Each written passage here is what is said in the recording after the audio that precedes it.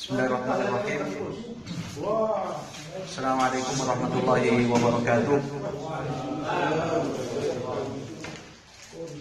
Innal hamdalillah nahmaduhu wa nasta'inuhu wa nastaghfiruh wa na'udzu billahi min shururi anfusina wa min sayyiati a'malina. May yahdihillahu fala mudilla lahu wa may yudlilhu fala hadiya lahu. Asyhadu an la ilaha illallah wahdahu la syarika lahu wa asyhadu anna Muhammadan 'abduhu wa rasuluh. La nabiyya wa la rasula ba'dah, amma ba'd. Alhamdulillah, pada pertemuan kali ini Jumat yang penuh barokah, kita bisa bertemu kembali, bisa bermuajahah kembali, bisa saling silaturahmi, bisa kembali menyegarkan pikiran ya dari kepenatan seminggu dalam bekerja ataupun aktivitas lain. Selain kita bermujalasah, bermajlis ilmu, kita juga bisa memanfaatkan untuk menyambung tali silaturahmi di antara kita sebagai saudara sama muslim ataupun saudara setanah air. Kalau kata ada sebuah pepatah, liqaul ikhwan jala'ul ahzan. Apa artinya, Pak? Liqaul ikhwan jala'ul ahzan. Ini yang bahasa Arab, belajar bahasa Arab, coba artinya. Liqaul ikhwan jala'ul ahzan. Apa itu artinya? Bertemu dengan saudara merupakan obat dari segala kesedihan. Nah, jadi insyaallah manjur ya ketemu dengan teman-teman semuanya, seakan-akan melupakan aktivitas ataupun kerjaan yang sudah seminggu, sepekan ataupun entah itu pekerjaan ataupun aktivitas lainnya. Alhamdulillah ala kulli hal. Kembali kita pada pembahasan yang sudah beberapa minggu yang lalu kita bahas.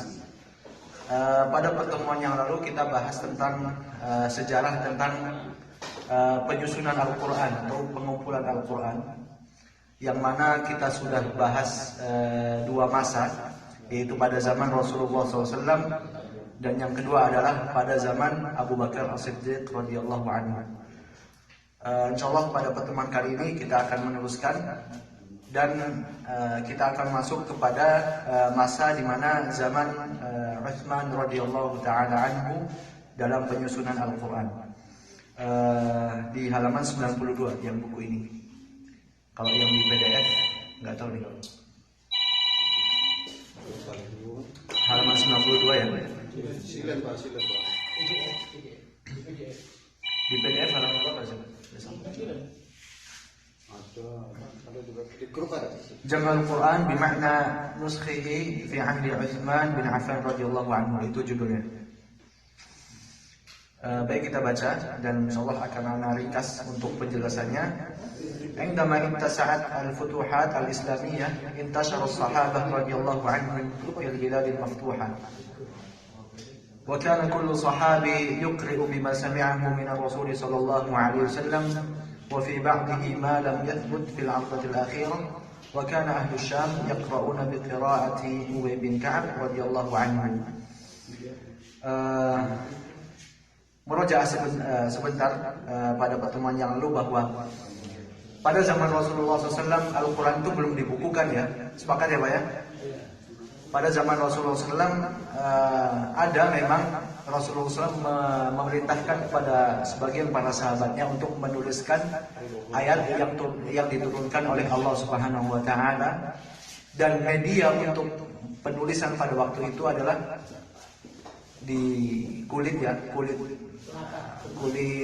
pelepah kurma, kemudian di kulit hewan, ada juga yang menuliskan di atas batu, dan itu tersebar ya, belum terkumpul menjadi satu mushaf, tapi setiap sahabat itu menuliskan dan itu tersebar, belum ada yang mengumpulkan menjadi satu. Kemudian pada zaman Abu Bakar radhiyallahu taala anhu dimulailah pengumpulan media-media tersebut, seperti sahabat A menuliskan ayat sekian sampai sekian, sahabat B menuliskan ayat sekian, dan itu dikumpulkan menjadi satu, menjadikan satu namanya mushaf.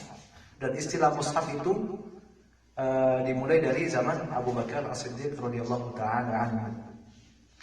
Kemudian masuk ke zaman Utsman bin Affan radhiyallahu taala anhu. Negeri kaum muslimin itu semakin luas. indama ittasa'at al-futuhat. Negeri kaum muslimin semakin luas, kemudian kaum muslimin juga semakin bertambah. Bahkan wilayah kaum muslimin sudah sampai kepada Syam, kepada Irak dan seterusnya.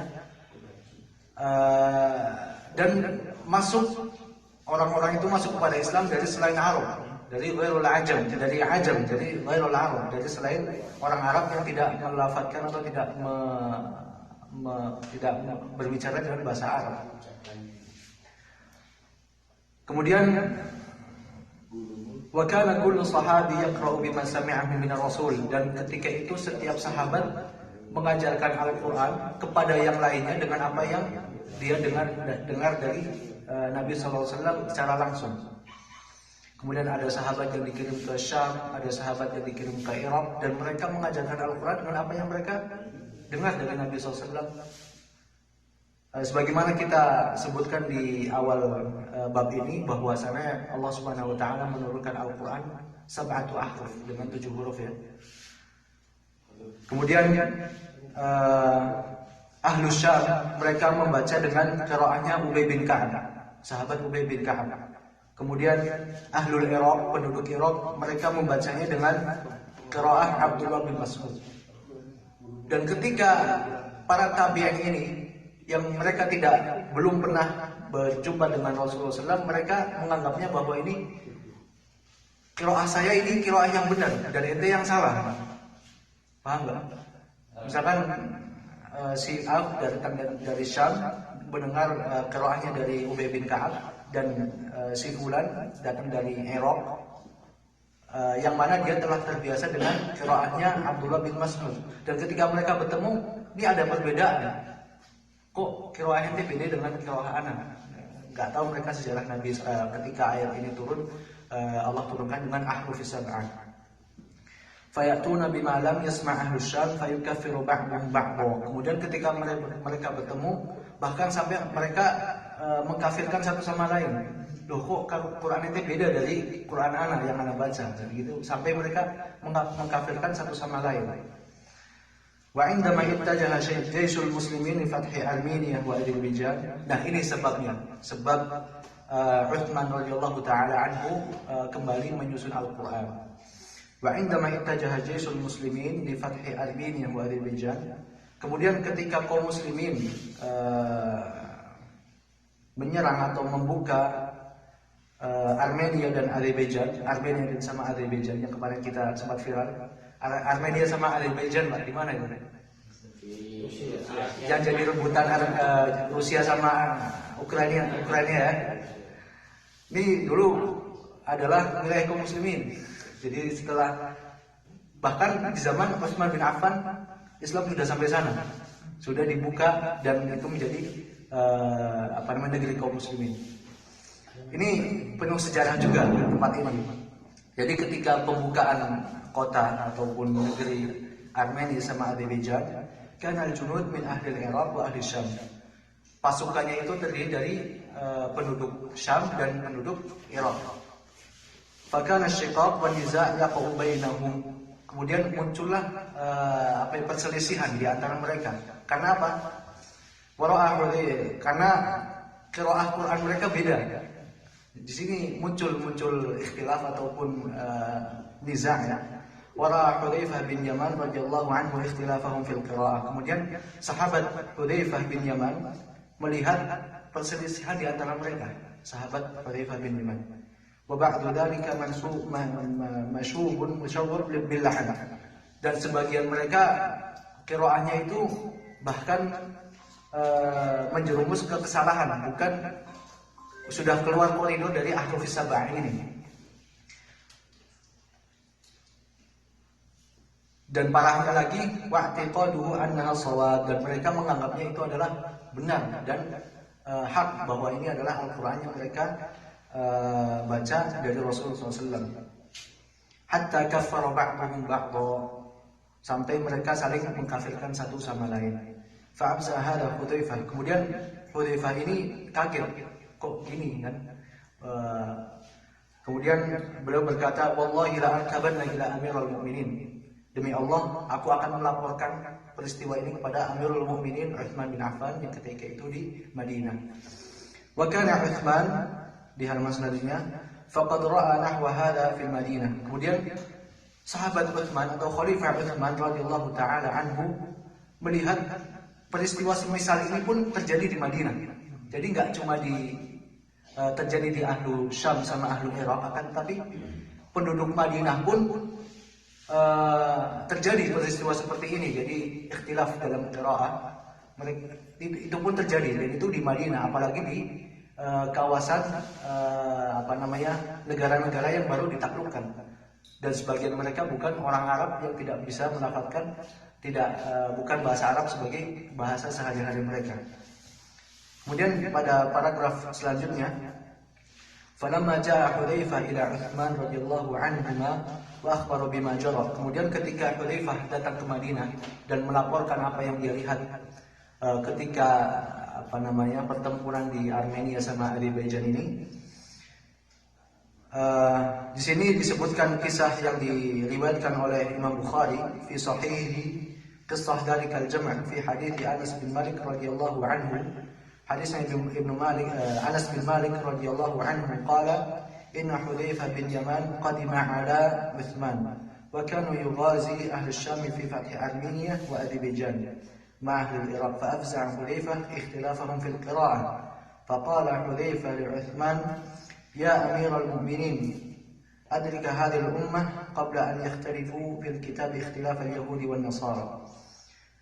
Kisah ini diriwayatkan oleh Anas bin Malik radhiyallahu taala anhu, bahwasanya Hudzaifah bin Yaman datang ke kota Madinah setelah peperangan Armenia sama Azerbaijan. Kemudian menceritakanlah apa yang beliau lihat kepada Amirul Mukminin Utsman bin Affan.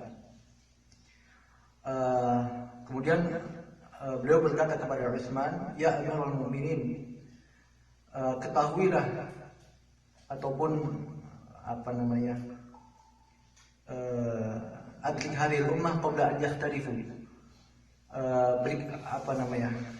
bahasanya peringatkan atau berikanlah solusi kepada umat ini qabla an yakhtalifu, sebelum mereka berpecah belah, sebelum kaum muslim ini berpecah belah fil kitab, dalam Al-Quran ini berpecah belah dalam qiraat Al-Quran, ikhtilaf al-yahudi wan nasara, sebagaimana perpecahannya Yahudi dan Nasara. Fa arsala ila Utsman ila Hafsah an arsili ilaina bis-suhuf. Kemudian Utsman radhiyallahu taala anhu memerintahkan untuk kepada Hafsah. Hafsah ini siapa? Hafsah bin Umar, anaknya Umar. Jadi ketika Abu Bakar radhiyallahu taala anhu berhasil mengumpulkan Al-Qur'an itu menjadi satu mushaf, itu disimpan. Kemudian diteruskan kepada khalifah setelahnya, yaitu Umar bin Khattab radhiyallahu taala anhu. Kemudian Umar bin Khattab wafat, disimpan oleh anaknya Hafsah bin Umar.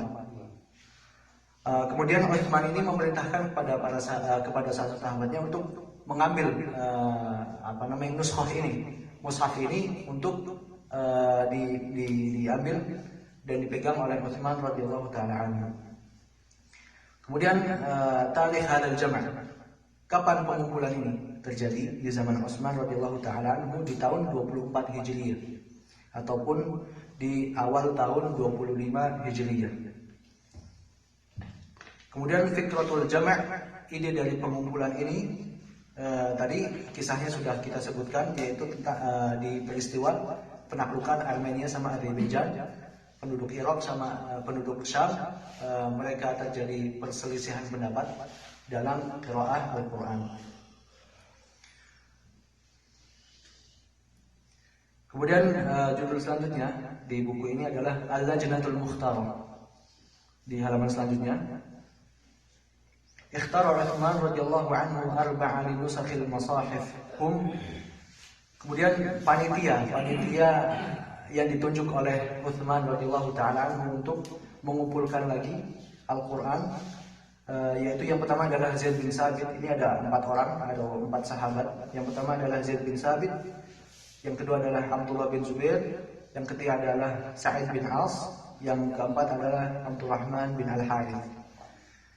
wa haula'i thalathah min Quraisy, dan 3 orang ini dari suku Quraisy.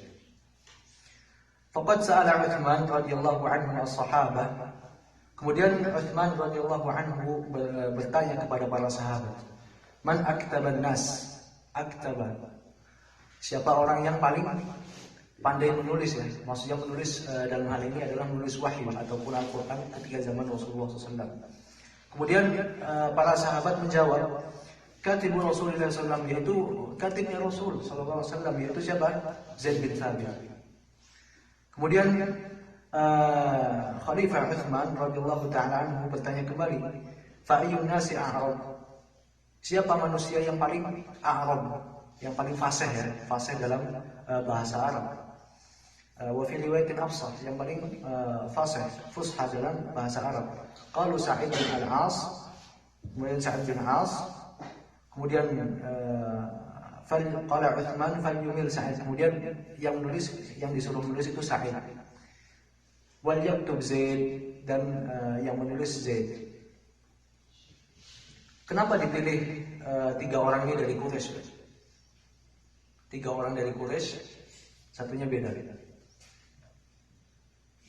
Karena Nabi Muhammad dari Quraisy dan Al-Quran itu turun pada Nabi Muhammad SAW, dan bahasa Nabi Muhammad SAW adalah bahasa Quraisy atau lahjah Quraisy ya. Sebagaimana kita ketahui bahwa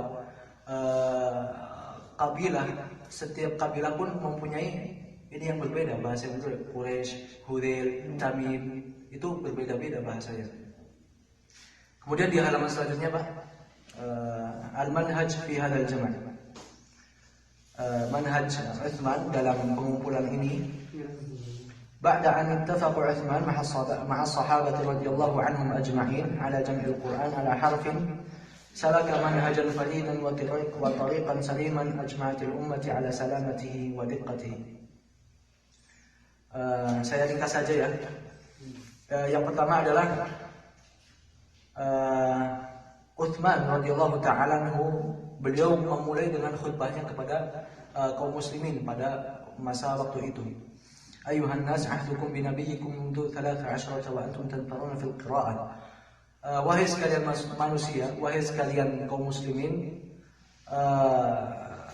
pada Nabi SAW, pada masa kehidupan Nabi SAW, kalian membaca Al-Quran dengan satu qiraah ataupun tidak ada ikhtilaf di antara kalian.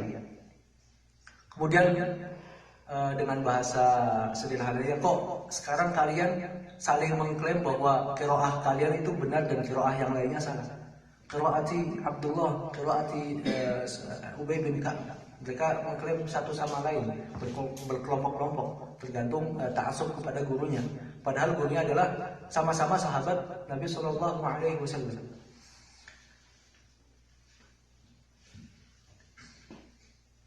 Kemudian yang kedua adalah wa arsala Utsman radhiyallahu anhu ila ummul mu'minin. Kemudian manhaj yang kedua adalah Utsman, Khalifah Utsman radhiyallahu anhu memerintahkan kepada Hafsah binti Umar untuk meminta mushaf yang diberikan oleh bapaknya Umar bin Khattab, yang ditinggalkan oleh bapaknya Umar bin Khattab untuk melihat atau mereview apa yang dikumpulkan oleh Abu Bakar pada zaman ketika itu. Kemudian yang ketiga adalah manhaj yang ketiga adalah thumma dafa'a dzalika ila Zaid bin Thabit wal Quraisyin. Kemudian mushaf itu diberikan kepada 4 orang tadi, Zaid bin Thabit dan 4 orang Quraisy. Wa amarahum bi nusakh masahif minha. Kemudian Utsman radhiyallahu taala anhu memerintahkan untuk menyalin ke beberapa masahif. وقال عثمان القرشي إذا اختلفتم أنتم وزيد بن ثابت في شيء من القرآن فاكتبوه بلسان قريش. Jika kalian berempat ini ada ikhtilaf dalam penulisan Al-Quran ini, faktubuhu bilisan Quraisy, maka tulislah dengan lisan Quraisy, dengan bahasa Quraisy. Fa inna ma nazala bilisanihim, karena Al-Quran turun dengan menyesuaikan dengan lisan mereka, lisan Quraisy. Kemudian yang keempat adalah idza tawafara fi ayatin aktsar min qira'ah tuktabul ayah khaliyah min min ayati alamah taqsirun nutqu biha. Kemudian jika ada salah satu ayat yang condong lebih dari satu qiraat, maka tulislah dengan tidak menyertakan titik-titiknya. Jadi zaman dulu Al-Quran itu tidak ada titik-titiknya. Jadi membedakan huruf ba, ta, sama ta itu nggak ada titiknya, Pak. Nanti kita belajar tentang sejarah penitikan bahasa Arab, Pak. Itu masuknya kepada bahasa Arab. Bukan hanya Al-Quran, akan tetapi bahasa Arab dulu pun nggak ada titik-titiknya atau nuqtah ya. Apalagi harokat itu datang akhir lagi. Makanya ketika datang generasi selanjutnya dari para sahabat ataupun tabi'in, kalau para sahabat mereka dengar langsung dari Rasulullah SAW, yang muskilah ini yang belum pernah mendengar dari Rasulullah SAW langsung, tabi'in, atba'ut tabi'in, kemudian datang kemudian generasi selanjutnya. Jikalau Al-Quran ini ditulis dengan tidak ada titik-titik harokat, seenaknya saja nanti baca ya kan ya. Makanya ini salah satu ijtihad dari para ulama untuk memberikan titik dalam bahasa Arab dan terkhusus dalam Al-Quran. Contohnya di halaman di 96 ini ada contohnya di ayat fatabayyanu, itu bisa juga dibaca fatathabbatu. Jadi kalau ada papan tulis bisa itu. Fatabayyan itu tulisannya sama dengan fatathabbatu. Kalau tidak ada harokatnya. Kemudian nun syiruha itu sama dengan bacanya nun syizuha.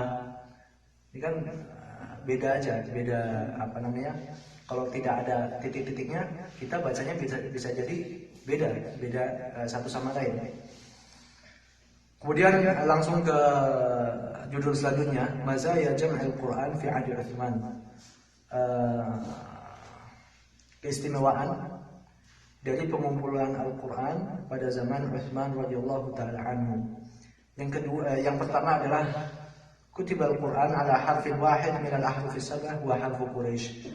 Al-Quran Al-Karim ditulis dalam satu huruf, yaitu hurufnya Quraisy.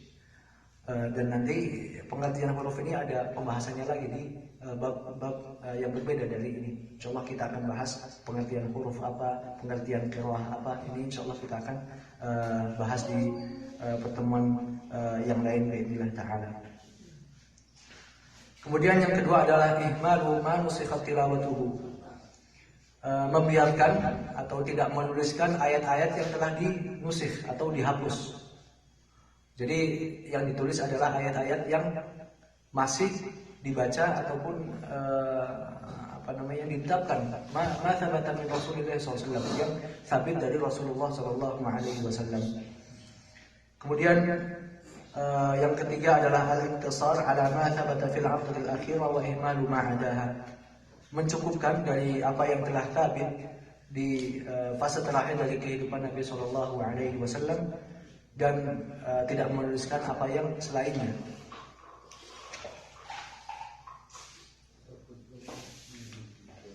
Kemudian yang keempat adalah al-iktisar 'ala al-qira'at ats-tsabitah al-ma'rufah 'an Rasul sallallahu alaihi wasallam wa ilgha'u ma lam yathbut. Mencukupkan penulisan ini dari qira'ah yang tsabit, yang ma'ruf dari Rasulullah sallallahu alaihi wasallam, dan tidak menuliskan apa yang tidak tsabit dari Nabi sallallahu alaihi wasallam. Kemudian yang kelima adalah, ini adalah salah satu yang poin penting dari fase Utsman radhiyallahu taala anhu, adalah kana murattab al-ayat was-suwar 'ala al-wajh al-ma'ruf al-an. Pada zaman Utsman radhiyallahu taala anhu adalah pengumpulan Al-Quran ini sesuai dengan tartib ayat dan surat, sebagaimana yang kita baca saat ini. Itu zaman Utsman radhiyallahu taala anhu sudah ditertibkan. Kemudian al-furuqu baina jam'il Abi Bakar wa jam'il Utsman. Perbedaan pengumpulan Al-Quran pada zaman Abu Bakar dan zaman Utsman. Di halaman selanjutnya, di halaman 100. ini kesimpulannya, khulasahnya. Yang pertama adalah annal ba'ith li jam'il Qur'an fi ahdi Abi Bakar radhiyallahu anhu khasyata an yadhhab. Perbedaan yang pertama dari zaman Abu Bakar dan zaman Utsman radhiyallahu taala anhu adalah sebabnya. Masih ingat apa sebabnya Abu Bakar radhiyallahu taala anhu mengumpulkan Al-Qur'an? Sebabnya apa, Pak? Banyak kufat yang meninggal dalam peperangan Yamamah. Di sini ya, di kota Riyadh. Perangan yang Yamamah yang memerangi kaum murtadin dari Musailamah al-Kadzdzab. Itu banyak para sahabat, para penghafal Al-Qur'an yang terbunuh. Makanya sahabat radhiyallahu taala anhu Abu Bakar itu takut akan hilangnya Al-Qur'an juga dari kematian para sahabat. Itu sebab ketika pengumpulan zaman Abu Bakar. Kemudian pada zaman Utsman adalah apa sebabnya? Tadi apa? Ikhtilaf. Iya, menghilangkan perselisihan di kaum muslimin. Kemudian yang kedua adalah anna jama' Abi Bakar radhiyallahu anhu yashmul ma baqiya min al-ahruf as-sab'ah. Kemudian pada zaman Abu Bakar radhiyallahu taala anhu pengumpulan ini masih meliputi ahruf as-sab'ah. 7 huruf yang Allah turunkan ketika waktu itu. Kemudian pada zaman Utsman radhiyallahu taala anhu karena ingin menyudahi perselisihan dari kaum muslimin, maka Utsman menyatukan dengan 1 huruf saja. Apakah huruf selain itu masih ada sampai sekarang, Pak? Ada. Nanti kita belajar tentang sejarahnya qiraat. Qiraat sab'ah, qiraat asyrah, itu qiraat sab'ah sama ahruf sab'ah itu sama atau beda, Pak? Beda ya. Ahruf sab'ah itu sudah dari zaman Rasulullah SAW, sedangkan qiraat sab'ah itu baru-baru ini. Kemudian yang ketiga adalah perbedaan yang ketiga, anna Abu Bakar radhiyallahu anhu lam yalzam an-nas bi ittiba'il mushaf alladhi katabahu. Kemudian pada zaman Abu Bakar radhiyallahu taala anhu, beliau belum mewajibkan kepada kaum muslimin untuk ittiba' dengan mushaf yang beliau tulis atau yang beliau kumpulkan. Kemudian perbedaannya pada zaman Utsman radhiyallahu anhu fa'alzamahum bittiba'i bimishwar sahabati wa ijma'ihim. Kemudian pada zaman Utsman radhiyallahu taala anhu melazimkan untuk menjadikan mushaf ini satu rujukan dengan apa yang telah kumpulkan oleh Utsman dan para sahabatnya. Kemudian yang perbedaan yang keempat adalah anna jama'a Abi Bakar radhiyallahu anhu kana murattab al-ayat wa fi tartib suwar khilaf. Kemudian pada zaman pengumpulan pada zaman Abu Bakar itu murattab al-ayat sesuai dengan ayat, akan tetapi suratnya belum tertib seperti saat zaman Utsman radhiyallahu anhu dan zaman sekarang. Kemudian perbedaan yang kelima, anal jama' fi ahdi Abi Bakar bima'na al-jam'i fi mushafin wahid wa amma al-jama' fi ahdi Utsman fa bima'na nusakhihi fi masahifin muta'addidah. Pada zaman Abu Bakar radhiyallahu anhu makna jama' adalah mengumpulkan menjadi satu mushaf, akan tapi di zaman Utsman menyalinnya kepada beberapa mushaf yang akan nantinya dikirimkan ke negeri-negeri kaum muslimin.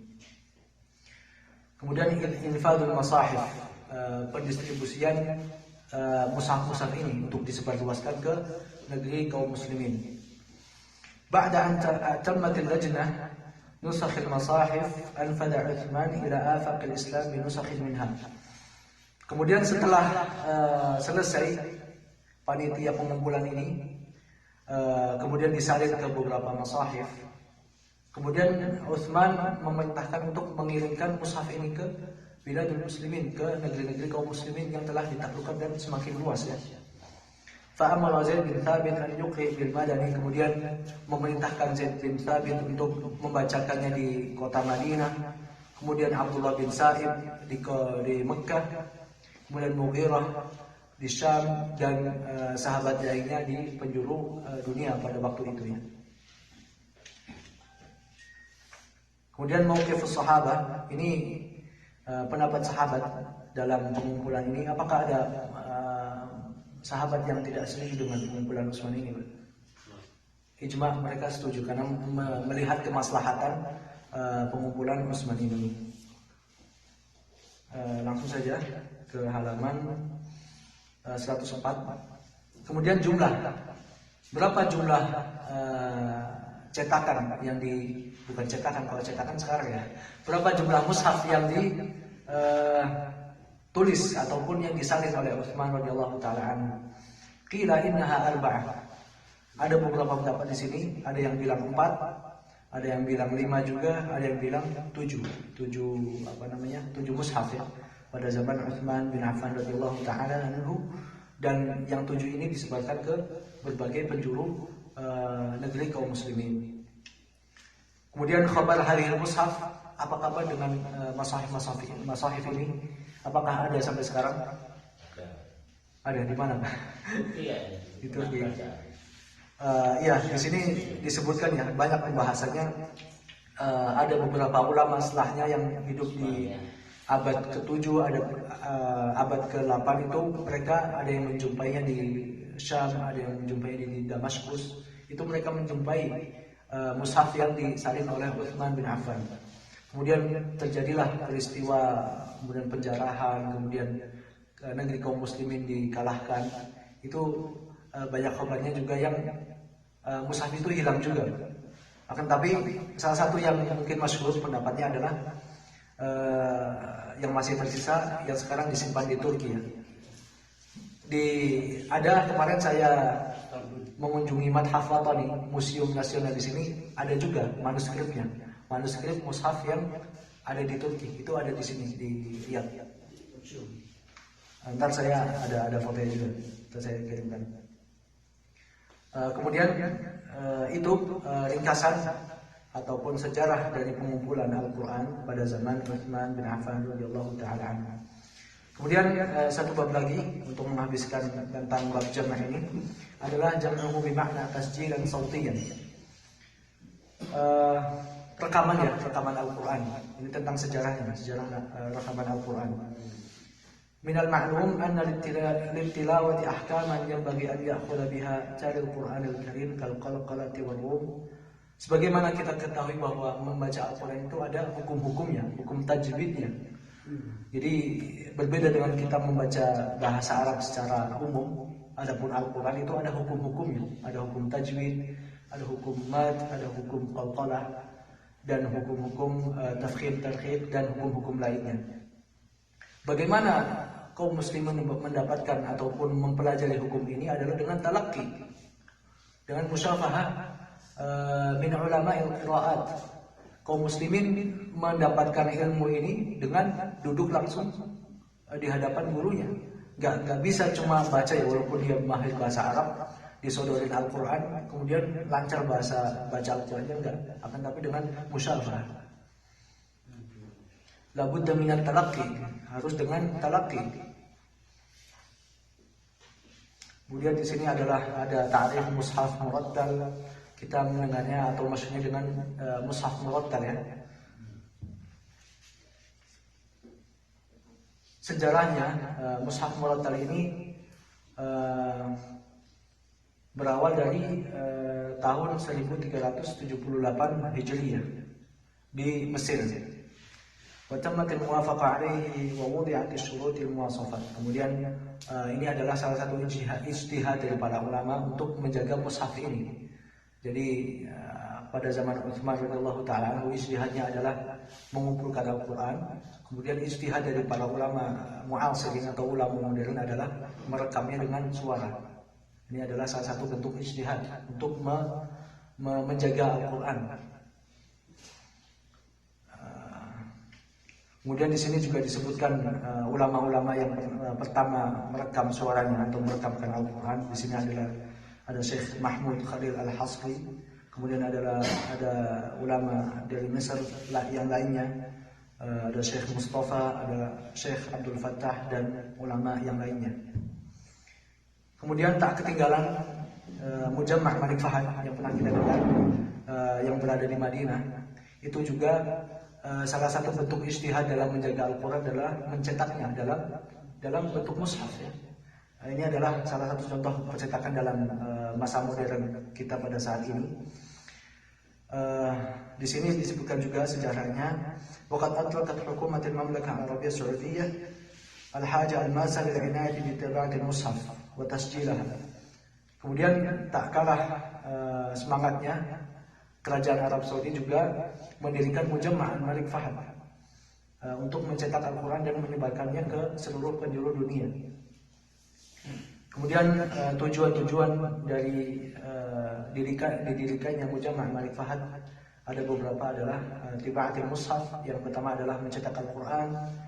Yang kedua adalah terjemah Al-Quran ya. Itu juga ada di percetakan Mujamma' Malik Fahd. Dan di sini disebutkan sudah diterjemahkan ke 74 bahasa. Kemudian tasjilul Qur'anul Karim, rekaman Al-Quran. Kemarin ada khabar bahwa rekaman terakhir dari Syekh Sudes sudah selesai. Jadi rekaman terbaru dari Syekh Sudes sudah selesai dan sedikit lagi akan didistribusikan.